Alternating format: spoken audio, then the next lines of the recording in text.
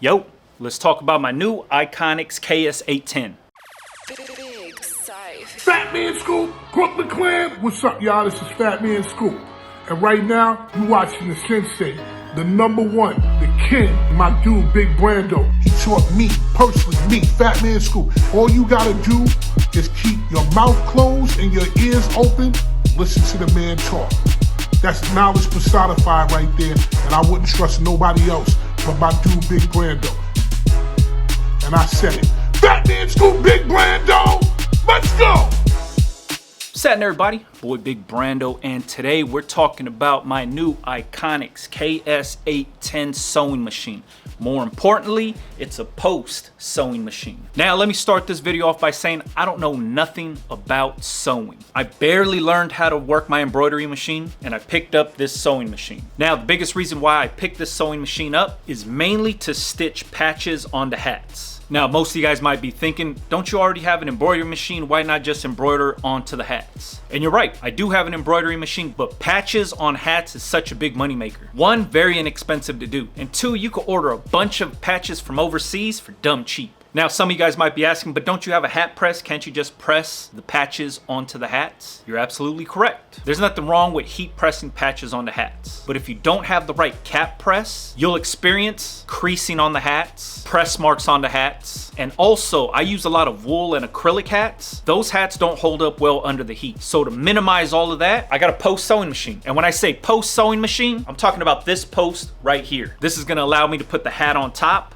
maneuver it around, and instead of having a presser foot, it has a wheel. So that way I can do circle patches, contour patches, and really get in there. Second thing is durability. A lot of people always ask, can a heat press patch hold up on a hat? What I like to tell people is nobody's really tugging on the patch of the hat. Usually the hat is just worn on the head, and that's it. Rarely is somebody really messing up the hat and really putting it through its paces. You're not throwing your hat through the washing machine all the time. So for the most part, the adhesive on the back of the patch, when it's applied correctly, will be pretty durable. But for the added durability, once you stitch that thing on, it's on forever. And this goes for unstructured hats, like dad hats, 5-panel camper hats, bucket hats, stuff that doesn't have a structure on there, where the hat will get smashed and be a little bit more roughed up. This is where something like this will come into play. Now, I just barely unboxed this thing, barely got it set up. I haven't really went through everything and learned how to use this thing yet, but I do want to share the unboxing experience with everybody out there. So this thing got delivered on a pallet. The table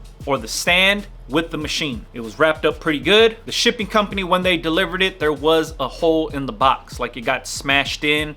Maybe something bumped it and poked a hole in it. I took a look at it, it looked good. I was able to sign off on it, but that was one of my concerns. Now the next thing is, this thing is pretty heavy. It's an industrial size machine. The tabletop, not so bad. It's a little awkward to hold. There's some pieces on the bottom that are wrapped up for packaging, but not necessarily fully assembled. So I asked my brother to help me out. As you can see, this thing got delivered to my house. We're gonna load it up in the back of my truck, drive it over to the shop. Now the stand or the tabletop is about 4 feet by 2 feet. Like I said, it doesn't weigh much. The actual machine is what weighs a lot.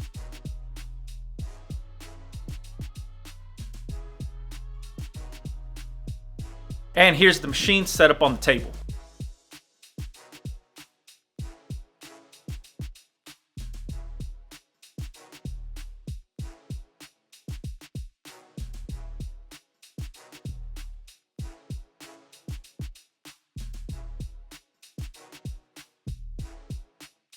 So that was the whole unboxing experience of this thing.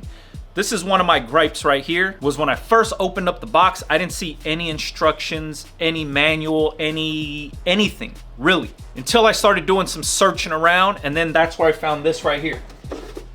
This little drawer right here had this and some tools tucked away inside of here. So this was folded up in there. I had no idea that this was even in there. So what this is kind of just a gauge on everything that goes into the machine. What everything is called. Each nut, bolt, and part is labeled in here in this manual.